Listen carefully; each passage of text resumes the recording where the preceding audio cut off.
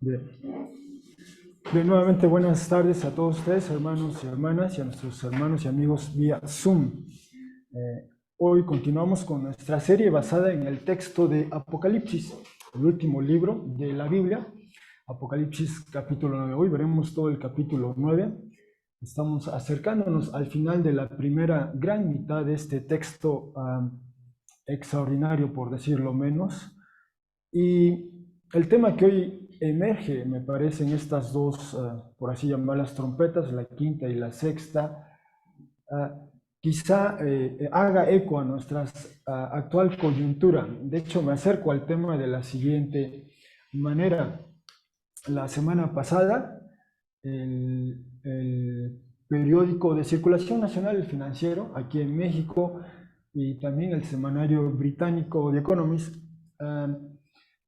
en común, además de la información que publica, este es un periódico día a día publica noticias, información, comentarios, este es semanal, su periodicidad, pero en común en la semana pasada abordaban el tema del desafío de la violencia en México, los dos, y en particular comienzo con la Voz Nacional a cargo de un editorialista que tiene su columna ahí y cada semana publica algo y es especialista en este tema del área de la seguridad o inseguridad, si se quiere. Él se llama Eduardo Guerrero y en su columna que tituló Pedagogías del fracaso dice lo siguiente: ya son 15 años desde que se prendió la mecha de la violencia criminal en México y todavía no vemos ni remotamente, dice él, la luz al final del túnel. Diariamente amanecemos con noticias de nuevas tragedias, enlista algunos ejemplos y después dice, en fin, la lista de horrores es larga, muy larga. Ya llevamos 15 años también de saber siempre con una frustrante sensación de impotencia que los grupos criminales se escinden o se dividen, se parten y se multiplican constantemente, que expanden su presencia, que reclutan con engaños a muchos jóvenes, que se equipan a la usanza militar y que se vuelven más estratégicos y sofisticados. Estos grupos cooptan políticos, funcionarios y policías a quienes convierten en socios de negocios.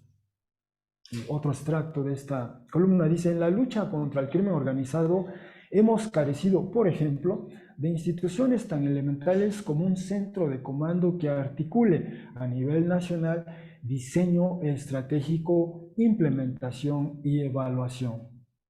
Un centro neurálgico que posea visión de conjunto, vínculos sólidos con los centros de comando y control estatales y metropolitanos, claridad en la misión y en los objetivos federales, con capacidad para generar sinergias entre la burocracia federal y las locales, y que vincule a diversos actores políticos, económicos, sociales, en un esfuerzo nacional anticrimen. Un centro de comando que, además, sirva de agente evaluador para retroalimentar y corregir la estrategia nacional de modo permanente.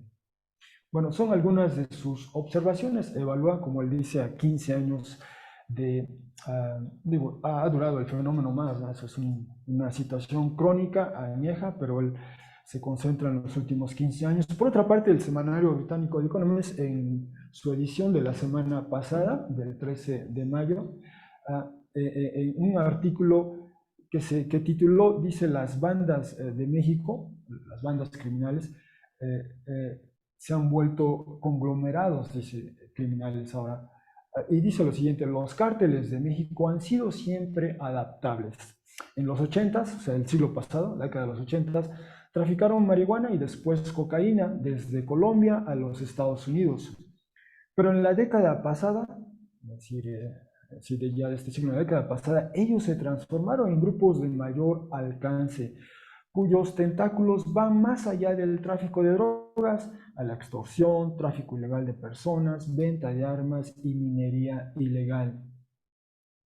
Vemos las tendencias del crimen organizado a través de los lentes de un cártel de drogas, cuando hoy en México tenemos un paisaje criminal similar a una mafia, dice el señor Gramason, de la Iniciativa Global contra el Crimen Organizado Transnacional, una ONG con base en Suiza. Y más adelante dice este artículo, la mayor fuente de ingreso después de las drogas es sin duda alguna la extorsión, dice Eduardo Guerrero, justamente la persona que leímos hace un instante de la antiinteligencia, una consultora. Dice, grupos criminales extorsionan dinero de todos, sean dueños de puestos de tacos o peregrinos. Algunos quienes en Semana Santa fueron obligados a pagar para participar o dejarlos participar más bien en sus procesiones. En el 2022 casi se duplicó el número de mexicanos que reportó ser extorsionados que 5 años atrás. Ver la gráfica y ahorita lo vemos. Solo una minoría reporta, dice este artículo, y esta es la gráfica a la que se refiere del número de homicidios o asesinatos, y por aquí el número de extorsiones, casos de extorsión que se han investigado. Decía que se ha duplicado de un tiempo para acá. Eso es lo que están señalando en esta gráfica, y concluyo con este otro extracto. Dice, un resultado de esta expansión de los grupos criminales es un incremento en la violencia. El tráfico de drogas requiere poco más que un corrupto, dice así este artículo, en la frontera. Pero las actividades criminales de hoy solo son posibles donde grupos controlan el territorio, provocando encuentros violentos a lo largo del país. Y el artículo concluye así, dice, las bandas mexicanas o las organizaciones mexicanas se han extendido a tal grado que el señor Grillo, una persona que citan en el artículo del señor Grillo, y otros han comenzado a referirse a la situación como una insurgencia. Ciertamente su transformación hace todo más difícil de confrontar con insurgencia por el control territorial. Ello requiere una respuesta nacional amplia, incluyendo extirpar la corrupción, crear un sistema de justicia funcional y restablecer la jurisdicción del Estado, así como confrontar el consumo de droga en los Estados Unidos. Bueno, una voz nacional, una voz internacional reciente, la semana pasada, te leen el escenario nacional y especialmente este desafío que ya es crónico y que todos de una u otra manera hemos vivido muy cerca o relativamente cerca, y con frecuencia semana a semana, especialmente en nuestra comunidad, escuchamos peticiones de oración de aquella circunstancia. Bueno, con esto en mente, quisiera ahora leer el texto que hoy vamos a estar explorando en lo que resta de nuestro tiempo de exploración de la palabra, Apocalipsis capítulo 9, y ofrezco esta traducción y quizá al final se vea el porqué de esta introducción. Dice así el texto 9:1, y el quinto ángel trompeteó, y vi a una estrella del cielo que ha estado cayendo a la tierra, y fue dado a él la llave del hoyo, la llave de la abertura, la llave de la puerta, si se quiere, del abismo o del inframundo o del océano primigenio. Y abrió el hoyo del abismo y subió o ascendió humo procediendo del hoyo, como humo de un gran horno. Y fue oscurecido el sol y el aire a consecuencia del humo del hoyo. Y en algunos lugares, a lo mejor ese es el caso ahorita, ¿verdad? Con la ceniza que cae se oscurece el sol. O muy pertinente el texto. Y del humo salieron langostas del desierto a la tierra. De ahí nuestra lectura de Éxodo 10. Y fue dada a ellas autoridad o poder para gobernar o dominio, como tienen autoridad los escorpiones de la tierra. Y fue dicho a ellas, no dañarán la hierba de la tierra, como tampoco todo lo verde, como tampoco todo árbol, sino a los seres humanos quienes no tienen el sello de Dios en las frentes. Y fue dado a ellos, y el texto en griego aquí, elide, es decir, hay una laguna sintáctica. ¿Qué les fue dado a ellos? Una indicación, una instrucción, de modo que no ejecutaran o asesinaran a ellos. Al contrario, de modo que serán puestos a prueba o serán atormentados por cinco meses lunares en este caso, y el tormento o el dolor severo de ellos como un tormento de escorpión cuando golpea o cuando aguijonea al ser humano. Y en esos días buscarán los seres humanos a la muerte y definitivamente no la hallarán. Y desearán intensamente morir, pero huye la muerte de ellos. 9:7. Y las semejanzas o los parecidos de las langostas, similares a caballos, estando preparados para una guerra. Y sobre las cabezas de ellos como coronas similares a oro, y los rostros de ellos como rostros de seres humanos. Y tenían cabellos. Y de nueva cuenta aquí el texto en griego, elide, si hay una laguna sintáctica, no nos dice qué tipo de cabellos, dice cabellos como cabellos de mujeres, cabellos largos, cabellos, bueno, hay esa laguna, solo quiero decir. Y los dientes de ellos como si de leones fueran, y tenían corazas como corazas hechas de hierro, y el sonido o el aleteo de las alas de ellos como un sonido de carros de guerra de muchos caballos. Perdón, ¿está todo bien o hay algún...?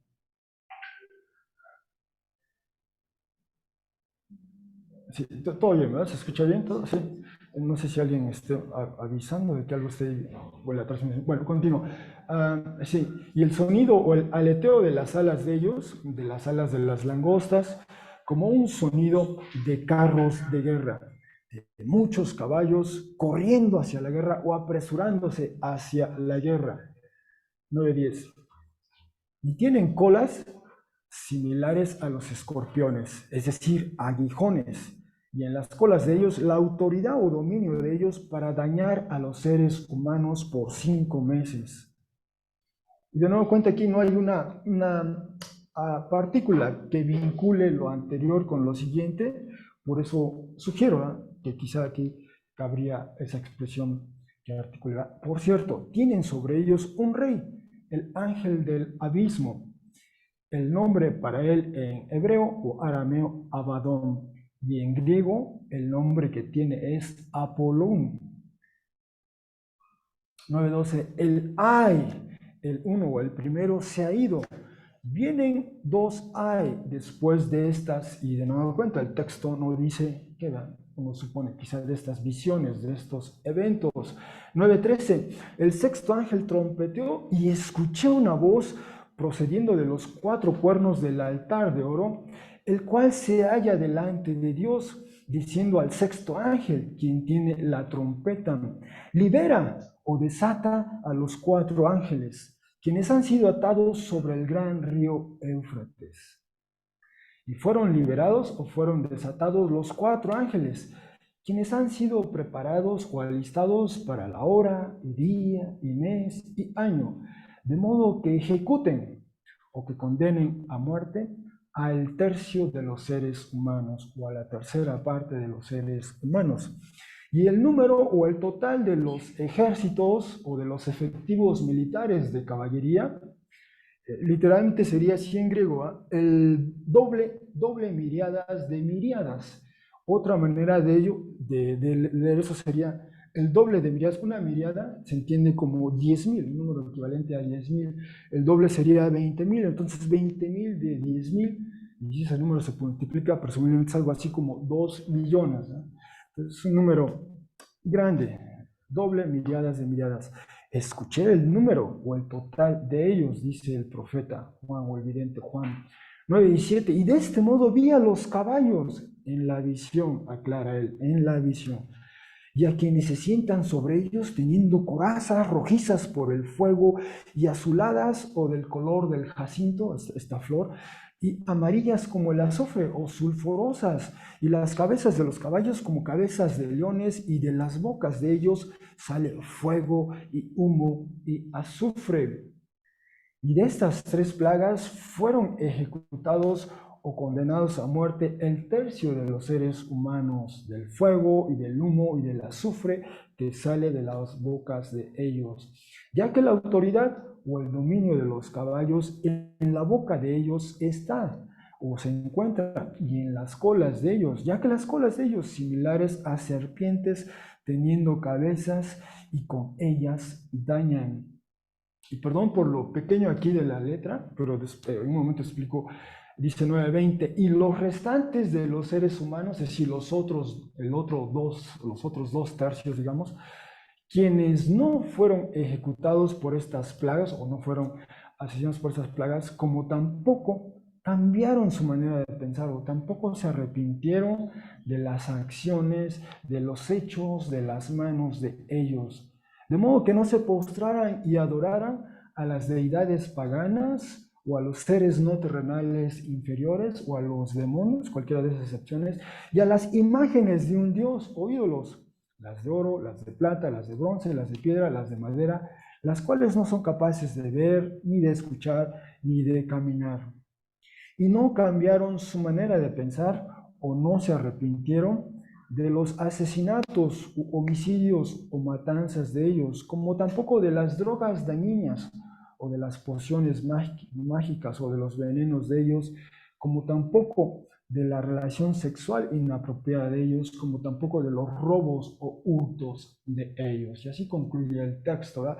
Y si hiciéramos lo que quizá crítica textual y en el trabajo de traducción se llama una traducción dinámica, este último versículo se pudiera decir, ¿verdad? Y no cambiaron su manera de pensar, o no se arrepintieron eso de las matanzas o asesinatos, como tampoco de la fabricación de fentanilo y distribución quizá, de la relación sexual y de la extorsión, ¿no?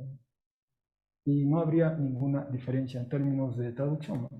Y sería muy relevante para nuestro contexto aquí en México, como en otros países en la región, ¿no? En la región, pero sería así. Bueno, habiendo leído el texto, y claro, el texto nos deja, es un texto un tanto extenso, y nos deja perplejos, por decirlo así, ¿verdad? Langostas, caballos, escorpiones, figuras híbridas. ¿Qué es esto? ¿Verdad? ¿Qué es esto? Recordemos, este es el lenguaje apocalíptico, ¿eh? Y el profeta insiste, las visiones, las visiones. Bueno, vamos en este momento al iniciar nuestra, bueno, a recordar, estamos en el capítulo 9 y lo que vemos en este momento es una suerte de mapa, si se quiere, de los varios segmentos de la narrativa del Apocalipsis que hemos visto hasta el momento, para rápidamente recordar y ubicarnos. O sea, ahorita acabamos de leer un texto algo extenso, así que fueron 21 versículos los del capítulo 9. Bueno, cuando iniciamos nuestra serie, vimos este primer gran segmento, aunque corto, breve, pero es esta visión extraordinaria de Jesús exaltado. Visión de Jesús exaltado. Y recordemos, por cierto, que este texto se ubica en el mundo, en ese mundo del Imperio Romano, en el primer siglo, y en particular esa primer visión ocurre aquí en una isla que apenas si se alcanza a percibir por acá, diminuta, pequeña, ¿verdad? Pero en ese espacio tan reducido, tan pequeño, tenemos esta visión extraordinaria de Jesús exaltado, en una isla de nombre Patmos, cerca de la costa occidental hoy día de Turquía. Entonces nos ubicamos en el primer siglo y casi a finales del primer siglo, ¿no? Cuando vimos la introducción al libro, vimos esta moneda en donde en el reverso vemos a esta mujer sentada sobre 7 colinas, al pie de la moneda en latín dice Roma, y es justamente lo que dice Apocalipsis 17, esa referencia a la mujer sentada sobre 7 colinas. Bueno, decía yo, iniciamos viendo esta primer gran visión, capítulo 1, versículos 9 al 20, Jesús exaltado allí en Patmos, en el día del Señor, dice Juan, él en el Espíritu escucha primero esa voz, voltea y nos comienza a describir quién camina en medio de 7 candelabros, ¿eh? Y nos describe literalmente de cabeza a pies a esta figura. Y esta figura entonces le dicta a Juan 7 mensajes a 7 iglesias en particular. Decíamos, ¿verdad?, que en aquel mundo recuperamos evidencia y por lo menos a finales del primer siglo había evidencia de 7 iglesias, perdón, no 7, 12 congregaciones en esa parte del mundo, pero de esas 12 en particular, el texto se concentra solo en 7, pero veíamos el 7 como la totalidad, como lo completo, lo que abarca el todo. Hay 7 mensajes a estas iglesias. Jesús a cada una de ellas se presenta de una manera particular, ¿verdad? Destaca un aspecto de esta visión, pero en algún momento dice o revela algo nuevo de sí. De hecho, en algunas de ellas se presenta como el Hijo de Dios, ¿verdad? Usa ese título imperial, por cierto, ¿verdad? Habíamos visto. Después de estos 7 mensajes, Juan, siguiendo a Juan, nos lleva, de hecho a Juan se le invita, asciende al cielo y nos presenta esta gran visión del trono de Dios primero y después del trono de Dios y del Cordero. Y allí vimos este arreglo concéntrico. Dice Juan, lo primero que ve es un trono y quien está centrado en él. Después nos presenta otros 24 tronos y las 24 figuras sentadas sobre esos tronos a los que él se refiere como ancianos. Después nos presenta estas 4 criaturas vivientes, cada una con distinta forma. León, una suerte de animal doméstico, figura humana y una águila, dice, una águila volando, ¿no? Y nos presenta este escenario concéntrico, donde emerge la figura del Cordero, ¿eh? Él escucha primero que se refieren a él como el león de la tribu de Judá, pero cuando él ve, lo que realmente ve es un Cordero, ¿eh? Veíamos esos ecos de la aspiración mesiánica y militarista, y cómo Jesús recoge esas aspiraciones y las transforma. Es el Cordero que vence, que triunfa, pero que asimila, que absorbe toda esa violencia del imperio. Bueno, después, vuelvo a mi mapa después de estos capítulos 4 y 5, en el 5, de hecho, tenemos esta adoración cósmica, de hecho concluye el capítulo 5 con esta adoración cósmica. No solo hay, vuelvo aquí a esta imagen, además de estas criaturas, después se nos presenta estos ángeles, y usa la expresión miriadas y miles de miles, es incontable el número de ellos, y todos ellos participan en esta adoración cósmica, primero del Cordero y después de Dios y el Cordero. Ahora comparten el trono, ambos. Así que regreso a mi mapa. ¿Sí? Esta es vimos capítulos 4 y 5, y después a partir del capítulo 6 el Cordero comienza a romper cada uno de los sellos de este rollo de papiro, y cada vez que rompía un sello, vimos cómo esta serie de sellos nos presentan y nos da esa perspectiva de ese acontecer, de ese orden que emerge, que surge en ese tiempo, ese orden imperial que a punta de lanza y espada y sangre impone condiciones. Y veíamos, ¿no? Sale un jinete, otro jinete, uno más, ¿no? Y toda esa estela de las implicaciones de ese orden donde hay, la guerra trae esa escasez de víveres y esa estela de pestilencia e incluso de muerte, ¿no? Vimos esa lectura de esas circunstancias del mundo de entonces, pero en medio de ello vimos este interludio, esta suerte de paréntesis que se abre, ¿eh? Primero un censo militar del pueblo de Dios y al mismo tiempo esta visión de una vasta multitud, innumerable, incontable, donde veíamos ese oxímoro, que lavaron sus ropas blancas con la sangre del Cordero, ¿eh? Ese oxímoro. Y cómo esa multitud, algunos de ellos vimos especialmente el quinto sello, nos muestra la realidad de que ese orden significa a veces la muerte para algunos de nuestras hermanas y hermanos en aquel tiempo, como hoy día en algunas partes del mundo, sigue siendo esa la realidad, e incluso aquí en México. Y nos quedamos, se abre el séptimo sello y nos quedamos en suspenso, un silencio, y decíamos que usábamos esta analogía o metáfora, es como si fuera un semáforo, ¿no? Está en rojo, estamos todos a la espera porque viene el verde. Viene el verde y Dios va a hacer algo extraordinario. Y después veíamos esta transición. No sabíamos si de aquí a acá continuábamos en este escenario o no. Y en efecto, veíamos que en esa transición se preservan estos elementos. Está el trono, hay un altar, pero ahora hay solo 7 ángeles, ¿verdad? Y uno más que es el que toma el incienso, lo coloca sobre el altar y después toma fuego, ¿verdad? Y decíamos si había o no continuidad, de ahí que en nuestro mapa se vea así, perdón, que esté yendo y viniendo. Entonces, hay esta transición y esta transición vimos lo crucial, lo decisivo que son las oraciones, ¿verdad? El texto habla de las oraciones de todos los santos, todo el pueblo de Dios. Lo crucial, lo decisivo que es orar y cómo Dios toma en cuenta nuestras oraciones, porque a consecuencia de esas oraciones viene esa respuesta de Dios a esto que exhibe, que devela, que desnuda desde esa perspectiva celestial, ese orden de las cosas visto desde arriba, cómo Dios confronta ese orden, ¿no? Porque ese orden lleva en sí mismo su injusticia, su resistencia, su oposición al orden creado por Dios, digamos. Y entonces empezamos a ver esta serie de trompetas.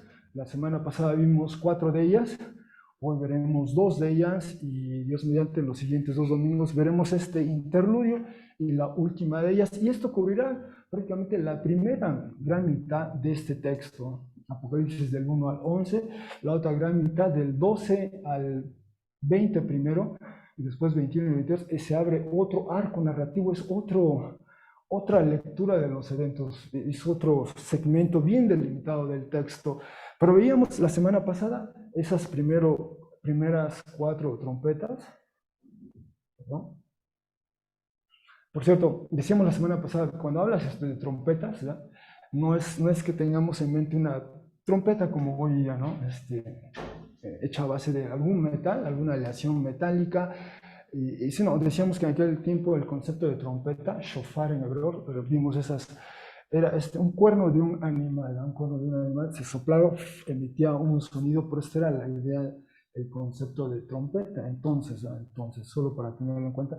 Y decíamos, la semana pasada vimos estas primero 4 trompetas, y con sus alusiones justo a las plagas en Egipto, por un lado, y a la tradición profética sobre la caída de Babilonia, ¿no?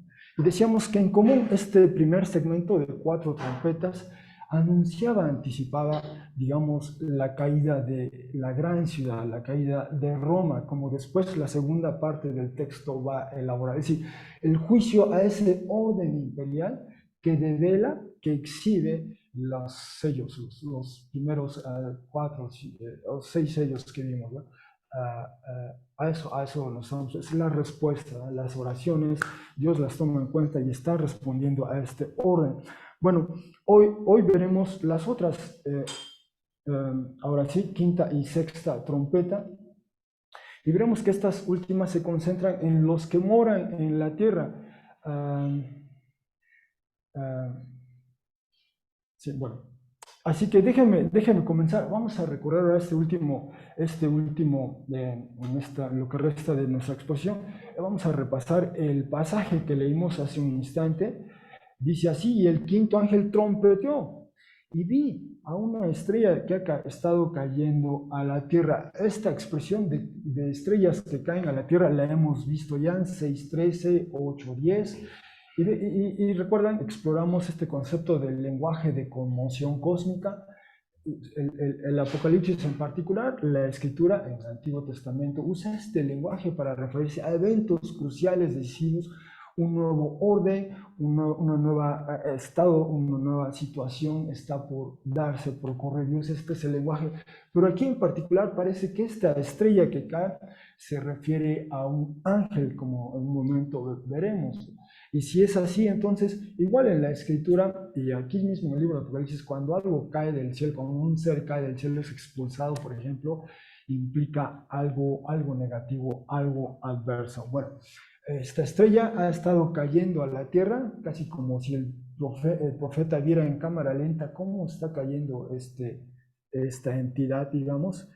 Y dice que a esta entidad le fue dada una llave. Y de nuevo cuenta esta expresión, fue dado a él, ocurre varias ocasiones en la serie de los sellos, ¿recuerdan? Y vi un caballo de color blanco y un jinete sobre él, y a este jinete le fue dado.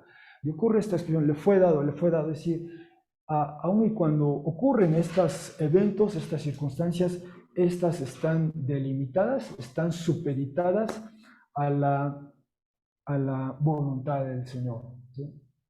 Es decir, no hay ninguna entidad autónoma, le fue dado a él la llave del hoyo, dice aquí, o abertura del abismo, y esa entidad, esa estrella ángel, abre ese hoyo, esa abertura, y subió, y asciende, a consecuencia sube humo de ese hoyo como humo de un gran horno, y fue oscurecido el sol y el aire a consecuencia del hoyo.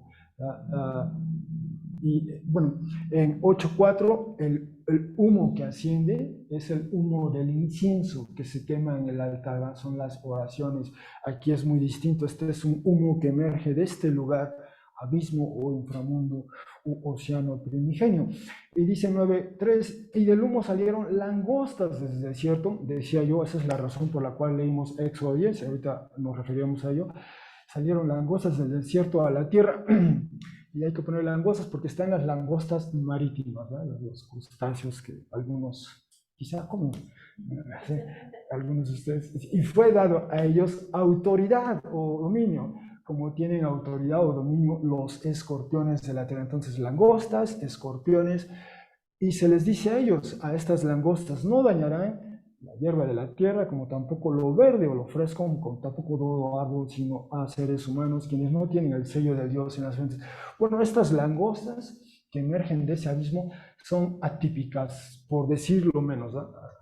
Porque las langostas lo que hacen es justamente no solo comer, devoran lo verde. De hecho, Éxodo 10, la plaga de Éxodo 10, ese es el efecto, el impacto de esas langostas.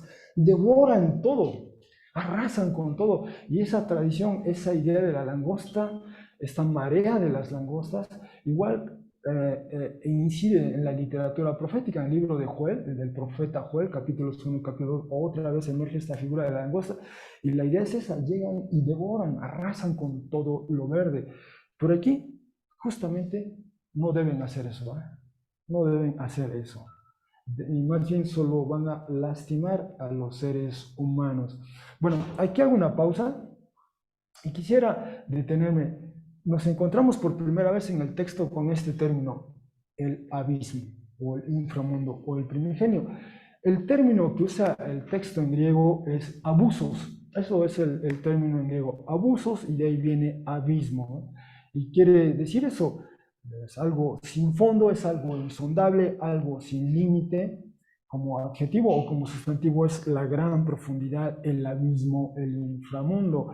Bueno, en realidad este término abusos aparece perdón.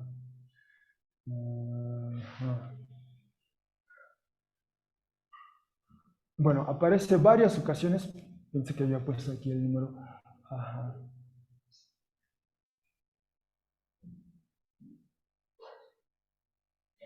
2, 3, 4, 5, 6, 7. Sí, aparece 7 veces en el texto griego de Apocalipsis, ¿eh? No solo, y aparece 2 más en el resto del Nuevo Testamento, en Lucas 8:31 y Romanos 17, pero en el texto de Apocalipsis lo volveremos a ver en otros pasajes más adelante, el término abusos, que se traduce como abismo por lo pronto.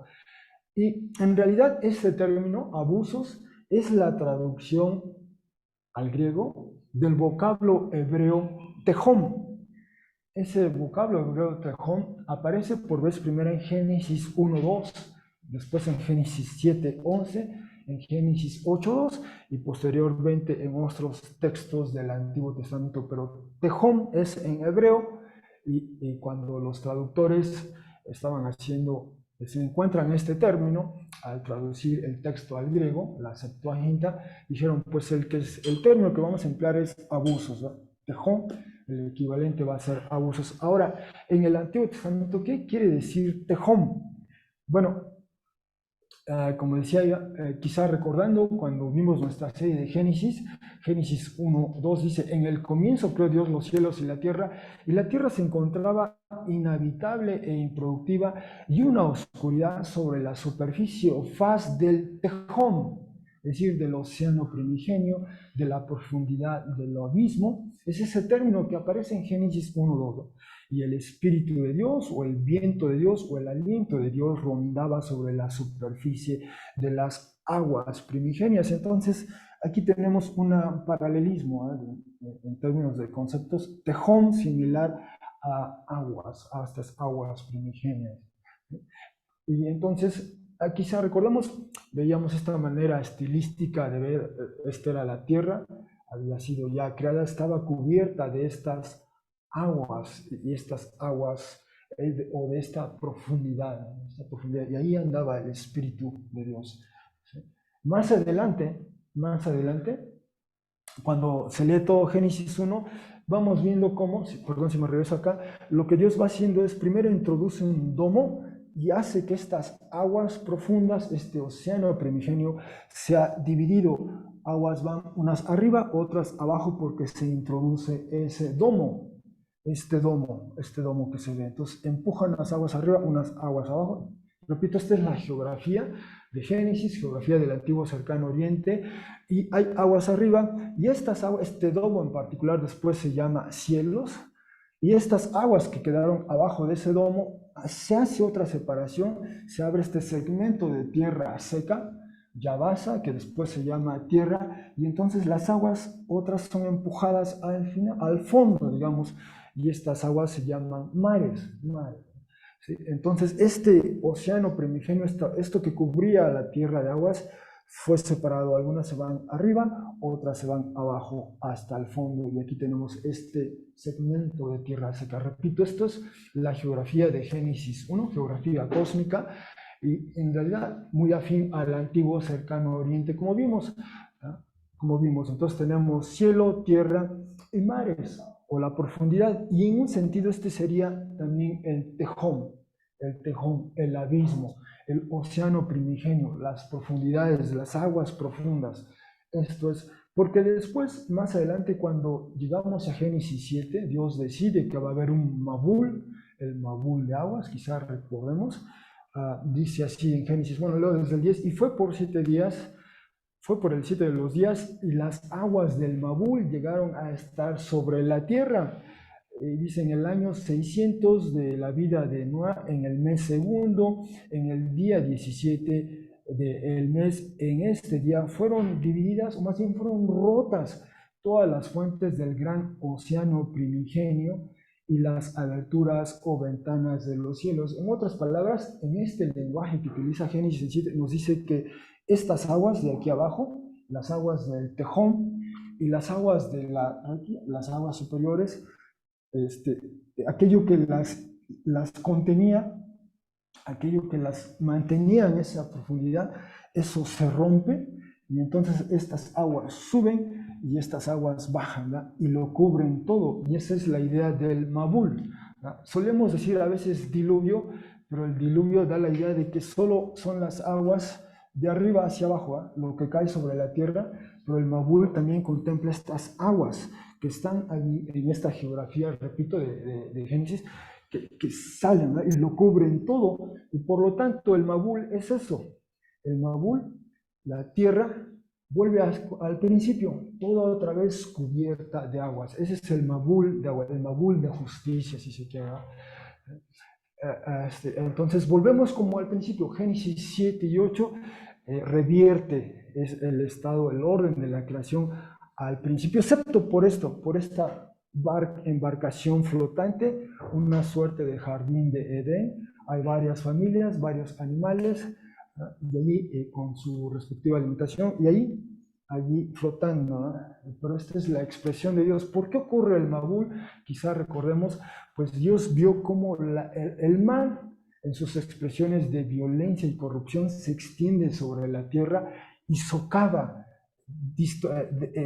provoca inestabilidad Dios tiene que confrontar aquello que atenta contra su creación, contra su orden creado, y confronta de una manera, valga la redundancia, frontal, radical, esa expresión del mal que es la violencia y la corrupción, y es a través de este Mabul de aguas, el Mabul de justicia.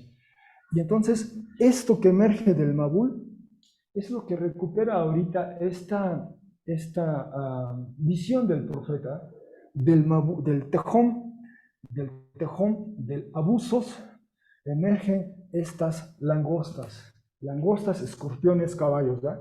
Es al mismo tiempo todo eso, pero emerge de aquí y es un eco, una alusión así como el Mabul de justicia en Génesis 6:7, viene otro Mabul, ya no de aguas, ¿no? Ya no es Mabul de aguas, porque Dios dijo que no iba a haber otra vez, nunca se iba a repetir de nuevo un Mabul de aguas, no iba a recurrir a eso, pero eso no significa que Dios no ejerce justicia, al contrario, la justicia de Dios continúa y así se expresa. Viene este suerte de Mabul de langostas, o sea, salen del tejón, del abismo.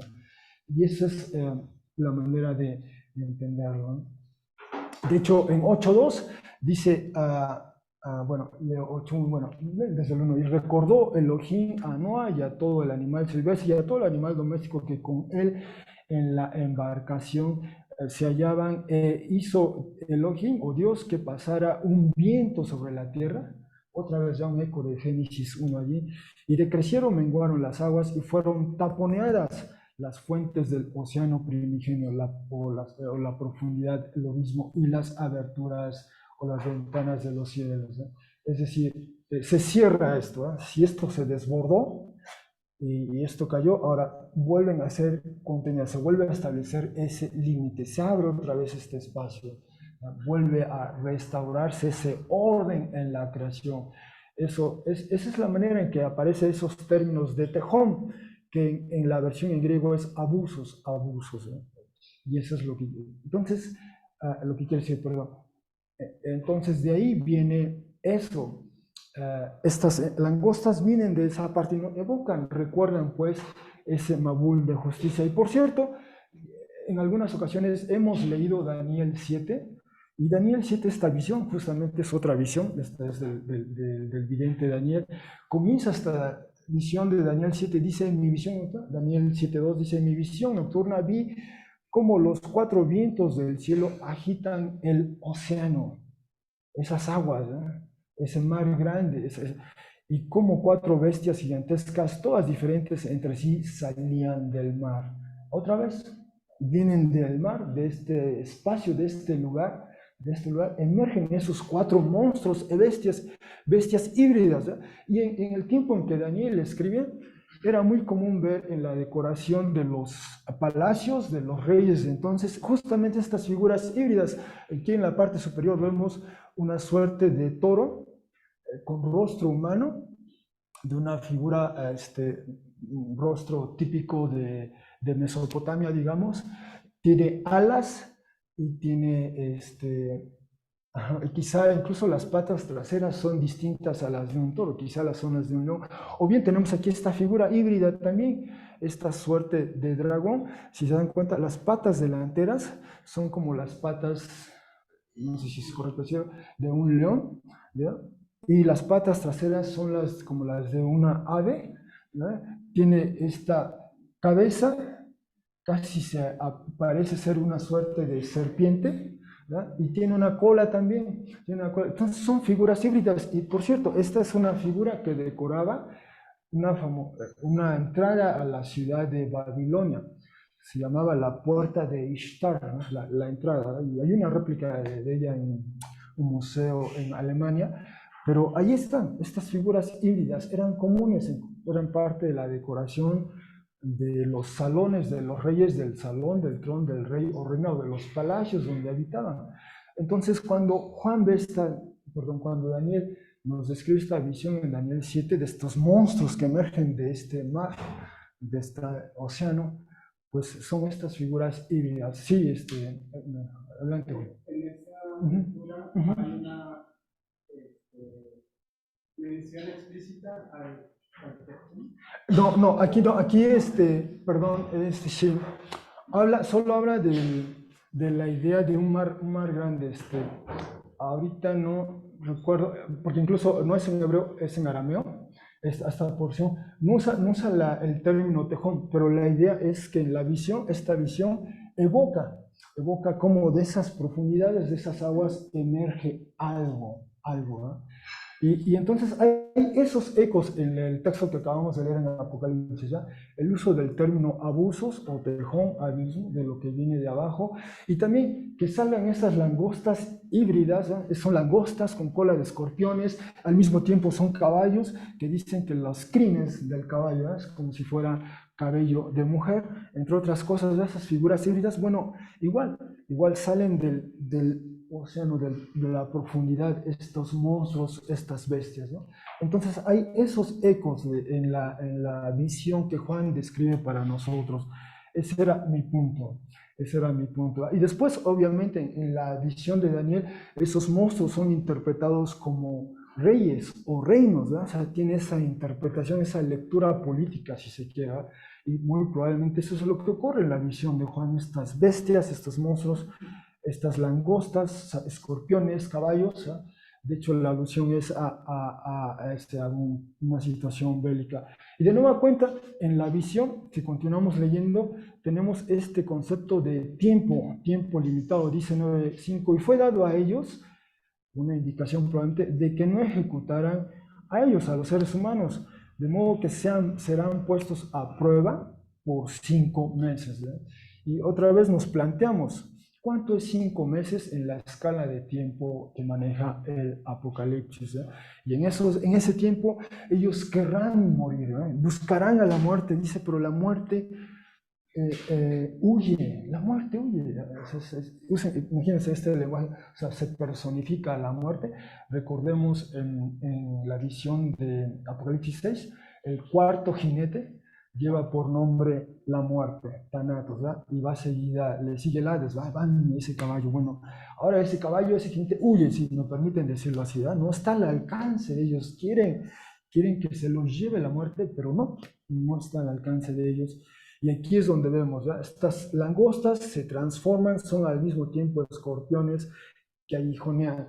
Y esa es su manera. En la escritura, quizá de momento la referencia más presente de un escorpión que aguijonea es esta expresión que surge. Fallece Salomón, quizás recuerden, Primera Reyes 11. Viene su hijo Roboam a sucederle, y entonces al sucederle él dice, bueno, si mi padre les impuso esta carga tributaria a todos, pues yo voy a ser más intenso, la mía va a ser más fuerte todavía, ¿no? Y reaccionan las tribus y dicen, no, ¿verdad? Pero él usa este lenguaje, ¿verdad? Si mi padre fue así, pues yo voy a ser como que quien los va usar látigo como si fueran escorpiones, ¿verdad? Los voy a tratar de una manera mala, más duro, más intenso, ¿verdad? Y eso no gustó a los líderes de las restantes tribus y se fractura el reino. Se quedan 10 tribus de un lado y 2 de otro lado, ¿verdad? Y entonces Robán, el hijo de Salomón, solo se queda con 2 tribus, la tribu de Judá, la tribu de Benjamín, y las otras 10 se rompen los términos del pacto, ¿eh? Usa ese término. Ah, pero de nueva cuenta decía 5 meses. ¿Cuánto es 5 meses en la escala del tiempo? Hemos visto estas expresiones, ¿eh? Esas expresiones de lo más próximo, inmediato, esas que son continuas, ¿ya? Día y noche, y aquellas que dicen que son prolongadas, prácticamente eternas, ¿no? Por las eras de las eras. O sea, tenemos en la escala de tiempo de Apocalipsis tenemos como 3 categorías: las que son próximas o inmediatas, como esta, ya que el tiempo está cercano, tiene que ocurrir en breve, una aflicción de 10 días, quizá esta de 5 meses, ¿verdad? Son estas relativamente cortas. Después estas que son continuas, ¿verdad? Día y noche, por ahí nos las encontramos 2 veces, día y noche, y después tenemos estas que son extensas, prolongadas, infinitas, ¿no? Por las eras de las eras. Entonces, más o menos el Apocalipsis maneja estas escalas de tiempo, ¿eh? Y esta cae en eso, en esta donde el tiempo son 5 meses, es delimitado, es breve en un sentido, es breve en un sentido, está controlado. Eso que va a pasar, que va a ocurrir en la soberanía de Dios, en la jurisdicción de Dios, está limitado, está controlado. Él sanciona, ¿no? Él otorga su permiso, permite que esto ocurra y está limitado, ¿no? Ese es el punto. Y de nueva cuenta tenemos estas alusiones a las plagas de Egipto y a la tradición profética. Nos dice más adelante, ya en 9:7 al 9, nos describe con más detalle estos seres que emergen del abismo, del abuso, ¿sí? Dice, las semejanzas parecidas de las langostas similares a caballos, pues son langostas, escorpiones y ahora caballos, estando preparados para una guerra. Nuevamente vuelve el tema de la guerra, el tema bélico, el tema, y sobre las cabezas de ellos como coronas similares a oro, y los rostros de ellos como rostros de seres humanos. Y decía yo, esas figuras híbridas para nada sorprenderían a los lectores del primer siglo o incluso tiempo atrás. Ahorita vuelvo a mostrar esas imágenes, ¿no? Y tenían cabellos, dice, como cabellos de mujeres, los dientes de ellos como si de leones fueran, tenían corazas como corazas hechas de rello, el sonido de las alas de las langostas, volvemos a las langostas, como un sonido de carros de guerra, otra vez, ¿ya? Guerras, caballos de muchos caballos corriendo apresurándose a la guerra, los típicos carros de guerra, ¿verdad? Quizá cuadrigas, entre otras, era común eso en aquel tiempo.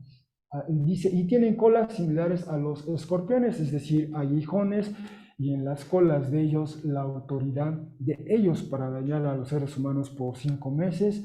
Por cierto, tienen sobre ellos un rey, es decir, estas langostas, escorpiones, caballos, carros de guerra.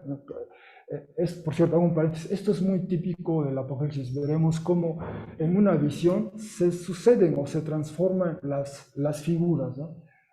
Son langostas, son escorpiones, son caballos, son carros de guerra. Es todo y uno a la vez, todo al mismo tiempo. O sea, son varios aspectos de esto. Y veremos cómo en otras visiones eso suele hacer Juan. Eso suele hacer Juan al describirnos algo. Al describirnos algo. Bueno, nos dice que estas las preside un rey, el ángel del abismo. Posiblemente es ese ángel que venía cayendo cuando comenzamos a leer y se le dieron esas llaves para abrir y emerge eso, ¿eh? Y ese ángel del abismo lleva por nombre Abadón y en griego Apolón, ¿no? Y bueno, quizá por la terminología, a esto apunta, estos términos, la raíz semántica de estos términos, tanto en hebreo como en griego, apunta a destrucción, ¿no? A destrucción, a destrucción. Entonces, ese es el ángel que preside inframundo y se le cataloga como rey.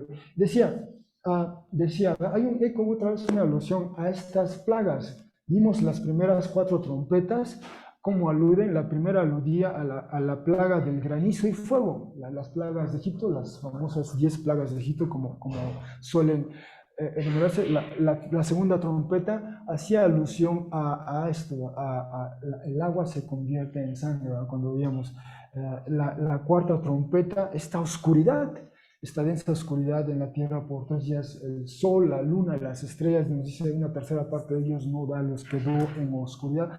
Ahora tenemos la quinta trompeta, alude a esta marea de langostas que como Timoteo leyó para nosotros, devoran, arrasan con todo, con todo. Entonces hay esa alusión y después el profeta Joel recupera esta experiencia pasada y la incorpora en su mensaje profético, ¿no? Hace eco, alude a ella.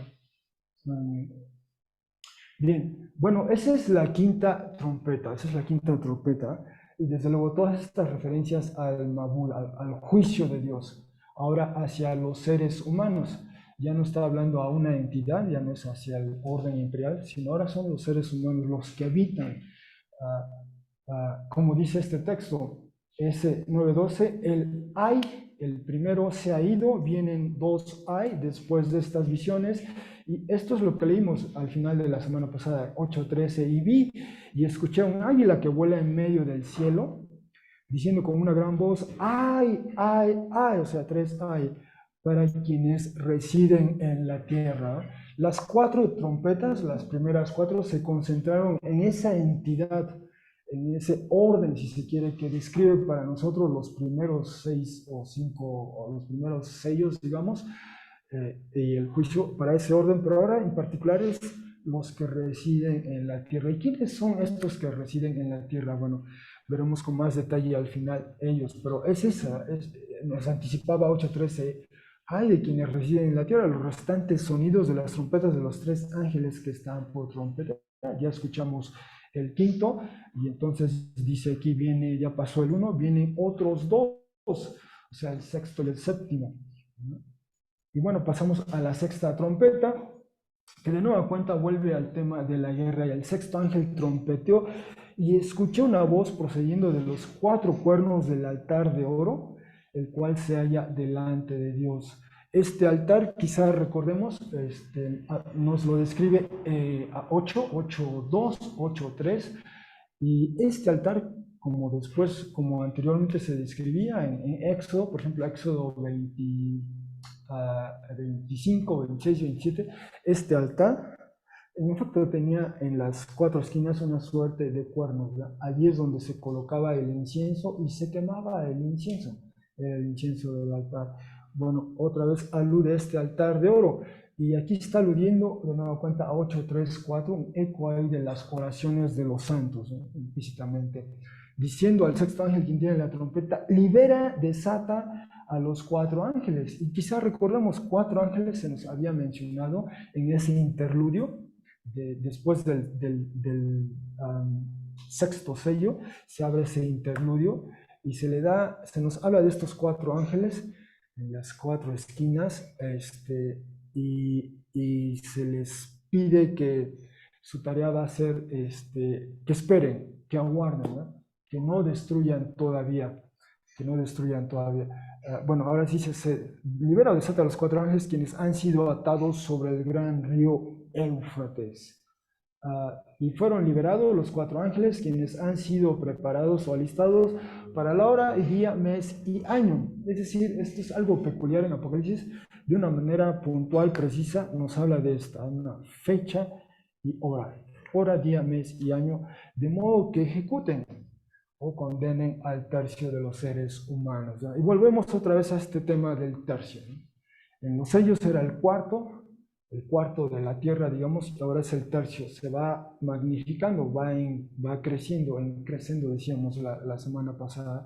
Y si la quinta trompeta era solo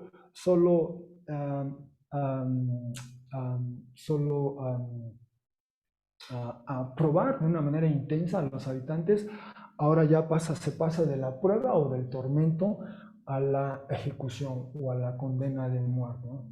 Concluyeron esos 5 meses y ahora viene la siguiente fase en la sentencia, ¿verdad? Y ahora la sentencia sí es sentencia de muerte a este tercio, ¿sí? Entonces hay una progresión de la quinta a la sexta, y se nos dice que el número de estos militares, de estos ejércitos de caballería, decía este número, doble miríadas de miríadas, ¿verdad? Ahora, no se utiliza el término, en 5:11 hablaba de miríadas, y millares de millares, o sea, era un número, no se podía contabilizar, y aquí se pudiera hacer este conteo, pero lo que importa es esto, eso es considerable, quiero decir, esta, esta, esta fuerza militar, digamos, de la que habla el vidente, ¿sí?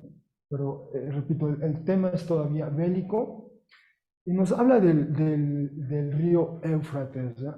Si se alcanza a apreciar, por aquí va más o menos el río Éufrates. En esta región del mundo, en el antiguo cercano oriente, los dos grandes ríos, el Tigris y el Éufrates, eh, por aquí más o menos se alcanza a ver el Tigris, y de alguna manera el Tigris delimitaba la frontera de la parte oriental o la parte al este del imperio, y esta era la zona en la que, por ejemplo, quizás recordemos, en el año, vimos esto en unos previos, en el año 62, Roma sufre una derrota en Armenia, ¿no? Vimos ese relato de Tácito, nos cuenta cómo esas legiones, por lo menos un par de ellas, perdón, me regreso, en esta frontera, en esta zona, aquí está, hoy día es Turquía, y hoy día también todavía esto es Armenia. Aquí en esta frontera entre Turquía y Armenia, en esa zona, estas legiones romanas fueron derrotadas, ¿ya?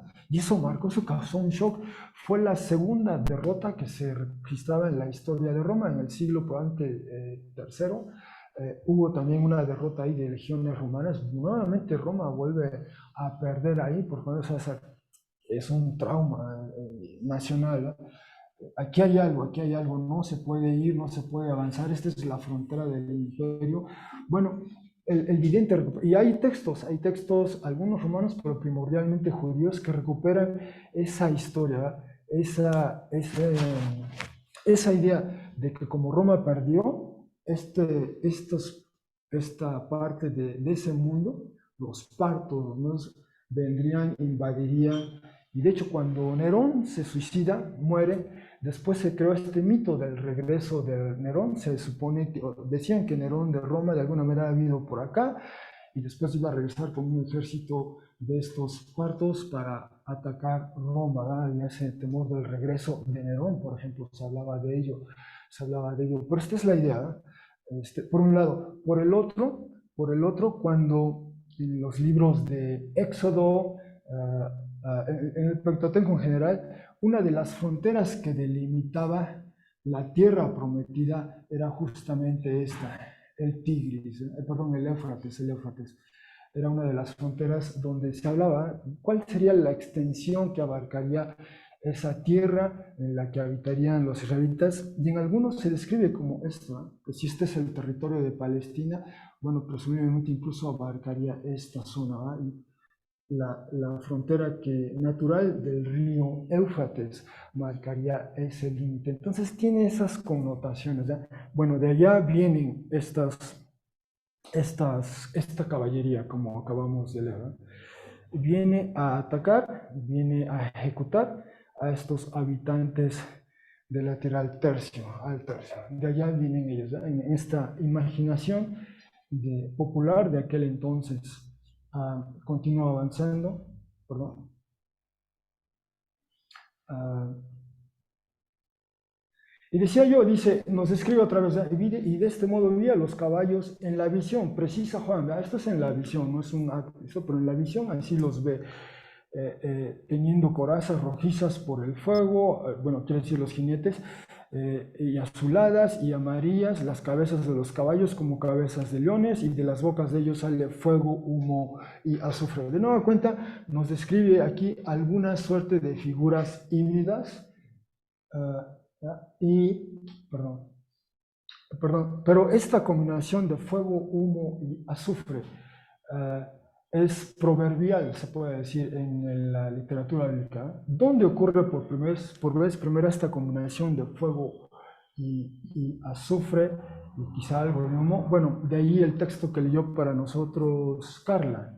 Carla leyó para nosotros Génesis, un extracto de Génesis 19. Y si nos ubicamos en Génesis 19, de hecho, desde el 18 se nos narra este episodio. Abraham recibe la visita de tres personajes. Está en su tienda de campaña Abraham, de repente vienen estas personas, las invita a su tienda de campaña, les ofrece, como era común en aquel tiempo, les muestra su hospitalidad, quiere atenderlos, recibirles, darles de comer. Ellos se resisten un poco, pero a regañadientes aceptan la invitación de Abraham, ¿ah? Y resulta que es una manifestación de Yahvé Dios, ¿no? Con quizá un par de ángeles. El texto parece denotar eso. Y después al final del capítulo 18 viene este diálogo entre Yahvé Dios y Abraham, y se pregunta a Yahvé Dios, ¿le voy a comentar a Abraham lo que voy a hacer o no? ¿Verdad? Y resuelve hacerlo, ¿verdad? Porque dice que Abraham sí es fiel, ¿verdad? Es casi como su amigo, es alguien que sí va a hacer que su descendencia le hace fiel, y le cuenta los planes, ¿verdad? Pues voy rumbo a Sodoma y Gomorra para ver, para corroborar, para evaluar si en efecto todas esas clamores de justicia son verdaderos, ¿no? Estoy parafraseando, y en efecto, Abraham comienza a interpretar, en Sodoma y en Gomorra está mi familiar, está Lot y su familia, y empieza a interceder a Abraham, y si te encuentras 50 justos, ¿destruirías? Dice, por 50 justos no voy a destruir. Si te encuentras, empiezas a negociación, 45, 40, 30, 20, 10, no fueron ni siquiera 10. pero sí llegó el juicio de Dios a esa comunidad. Y de eso narra todo el capítulo 19.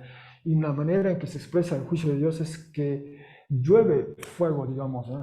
Llueve fuego, hay fuego, hay azufre, desde luego hay humo, y fue el extracto que leyó para nosotros, para de nueva cuenta la idea de juicio, ¿no?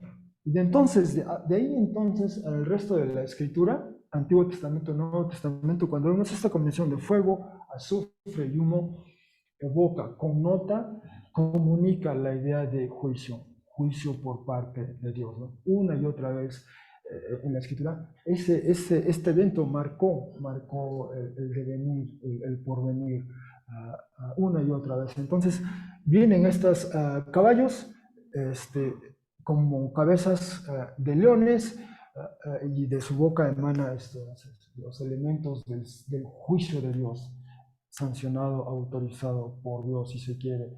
Uh, Decía yo, estos elementos, fuego y azufre, ocurren en 6 ocasiones, los veremos otra vez en el texto de Apocalipsis, en Lucas 17 y 29, justamente Jesús se refiere a este episodio, ¿eh? Sodoma y Gomorra, y usa esos términos, fuego y azufre.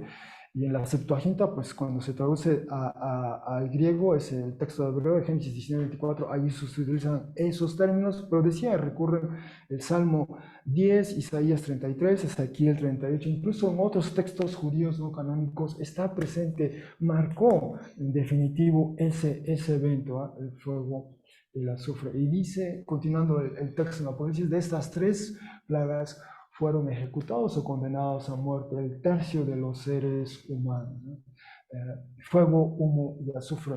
Y repito, o sea, la referencia inmediata sería ese episodio en Sodoma y Gomorra. Dios ejecutó ese juicio a esa comunidad hostil, antagónica a él. Se alzó el clamor contra ellos, Dios atendió ese clamor. De hecho, es de donde viene esa famosa expresión en Génesis 18:25, ¿no? El juez justo de toda la tierra no hará justicia. Es la manera en que Abraham intercede ante Yahvé Dios por su familiar que vive en esa comunidad. Y le se plantea, el juez justo de toda la tierra no hará justicia. Y se hizo justicia el juez justo de toda la tierra. Y salvó al familiar de Abraham en su intercesión, ¿no? Y dice ya que la autoridad de los caballos, en la boca de ellos está, y en las colas de ellos, similares a serpientes. Entonces tenemos estas criaturas, ellos caballos con cabezas de leones, de su boca emana fuego, humo, azufre, y su cola es como cola de serpientes con cabezas, ¿eh? Que también muerden o pican, como a veces decimos nosotros. Otra vez, figuras híbridas. Y decía yo, esa idea recurrente en la escritura de figuras híbridas era tan común en el antiguo cercano oriente, incluso en el mundo grecorromano. Vuelvo a esto, en Daniel, en sus visiones ve esas figuras híbridas. Repito, aquí está, tiene cabeza humana, cuerpo de toro, tiene alas de un ave de rapiña, las patas, en este caso, no alcanzo a distinguir, pero por ejemplo, en esta figura híbrida, esta suerte de dragón, si se quiere, la cabeza parece de serpiente casi, tiene patas como de un animal depredador, un león, digamos, las traseras son de un ave de rapiña y tiene su cola, y esto decora, por ejemplo, esta figura viene de esta puerta, este acceso a Babilonia, la famosísima puerta de Ishtar, con esa declaración, y esta procede de uno de los palacios de un rey de Asiria, siglo quizá séptimo, octavo, y se han recuperado en excavaciones arqueológicas en exhibición ahora en varios museos, Londres, Chicago, París, o sea, abundan este tipo de decoraciones. Decía yo, en esa visión se describe a estos monstruos, pero estos monstruos representan reyes o reinos, ¿no? Reyes o reinos. La visión misma los describe así, los traduce así o los interpreta así. Pero si eso era en el siglo, digamos, sexto, en el siglo I, aquí estamos viendo una moneda acuñada por Octavio Augusto, el primer emperador romano, que lo fue desde el año 31 a.C. hasta el 14 más o menos después de Cristo. Una de las monedas que acuñó, hemos visto varias de ellas, pero una de ellas que acuña, al reverso tiene aquí que dice Augusto, y él se presenta como justamente una figura híbrida, cabeza humana, cuerpo de un animal, y tiene aves un ave quizá de rapiña, quizá un águila, pero es decir, no era inusual el recurrir a este tipo de figuras híbridas. En esta visión que describe para nosotros Juan, se podían ver en las monedas o bien en la decoración de algunos palacios. Era común ver este tipo de figuras híbridas que comunicaban, que indicaban un símbolo ya sea de autoridad, en este caso este es un símbolo del emperador, es el emperador mismo y así se presenta a los suyos, ¿no? Así que no era tan inusual esas figuras híbridas. Y finalmente concluyo con estos últimos dos versículos. Dice, y los restantes de los seres humanos, quienes no fueron ejecutados por estas plagas, como tampoco cambiaron su manera de pensar o tampoco se arrepintieron de las acciones de las manos de ellos, de modo que se postraran y adoraran a las deidades paganas y a las imágenes de un dios, las de oro, de plata, bronce, piedra y de madera, las cuales no son capaces de ver, ni de escuchar, ni de caminar, y no cambiaron su manera de pensar o no se arrepintieron de los asesinatos de ellos, como tampoco de las drogas dañinas de ellos, como tampoco de la relación sexual inapropiada de ellos, como tampoco de los robos o hurtos de ellos. Bueno, de ahí la pertinencia de que la hermana Cristina haya leído para nosotros Romanos 1, 18 a 22. ¿Cuál es el punto de estos seres humanos, de estos que residen en la tierra, que moran en la tierra? De nueva cuenta, la escritura concluye que el argumento es teológico. ¿Sí? El argumento es teológico y de ahí deriva todo. Ellos no honran al Creador, al Creador. Honran otras deidades paganas y sus respectivas imágenes, sean hechas de oro, plata, etc. Pero ese es el punto, no honran al Creador. Y la implicación de no honrar al Creador tiene siempre un efecto social o más bien antisocial. ¿Sí? Aquí habla de asesinatos, habla de drogas dañinas, habla de relaciones sexuales inapropiadas y habla de robos y hurtos. Y justamente esto es lo que trata Pablo en su gran argumento, justo de nuevo cuenta teológico, en su crítica al paganismo de su época y al primero y después al judaísmo de su época. De ahí lo que nos leyó Carla. Romanos 1 y 18 dice así, ya que es puesta al descubierto, es dada a conocer, aquí usa el verbo apocalipteo, es una revelación, de hecho.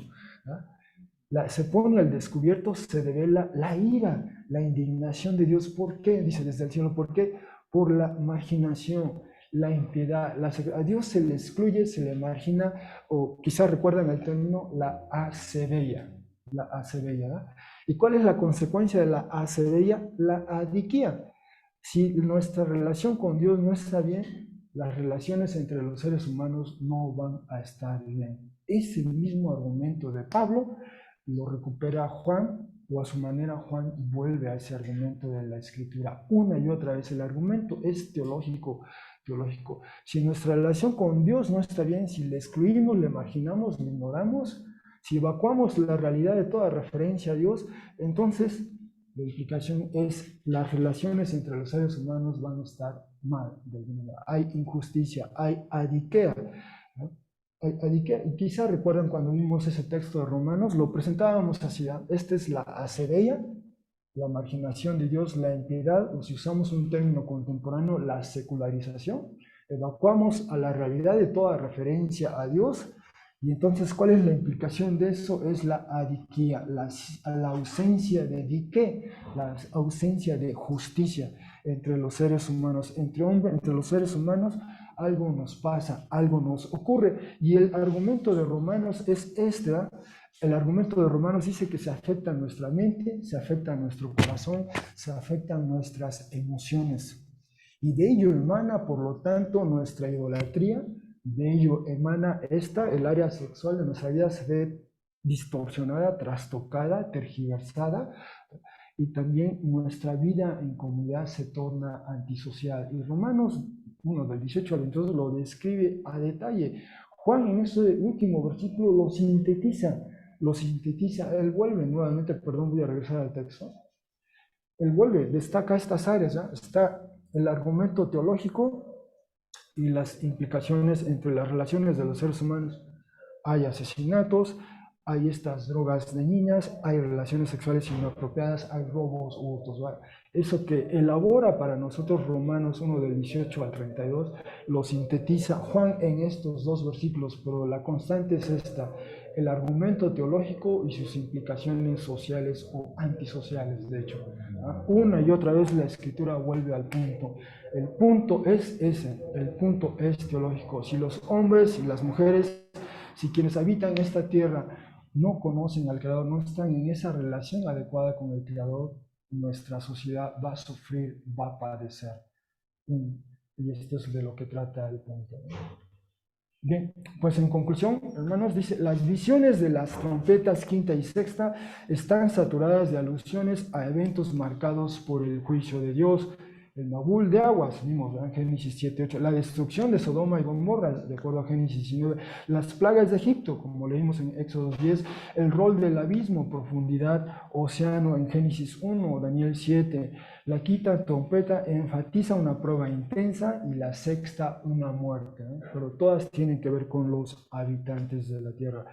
Apocalipsis 9, 20 y 21 en plena concordancia o en plena congruencia con Romanos 1 del 18 al 32, devela o revela, es decir, es un apocalipsis en ese sentido, la condición de los moradores de la tierra, y que de nuevo cuenta es un desafío teológico con sus implicaciones antisociales, ¿no? En eso coincide la escritura. Algunas implicaciones, el anuncio del juicio de Dios al mundo de entonces, ¿qué esperanza ofrece para nosotros hoy día? Otra, apreciamos lo apremiante de comunicar o proclamar el Evangelio de Jesús a nuestra generación que le margina, le relega o le desconoce. Cuando Pablo elabora su argumento en Romanos 1, del 18 en adelante, previo a ello nos presenta primero qué es el Evangelio y destaca, ¿verdad? El Evangelio es poder de Dios para salvar, para redimir, para transformar esa realidad de la que critica. Finalmente, la pertinencia del Antiguo Testamento para comprender las visiones del Apocalipsis nos anima a leer la Escritura, a comprender la Escritura, a orar la Escritura, entre otras, ¿no? Bueno, hermanos, con esto concluimos nuestra exposición. Gracias por su atención, hermanos.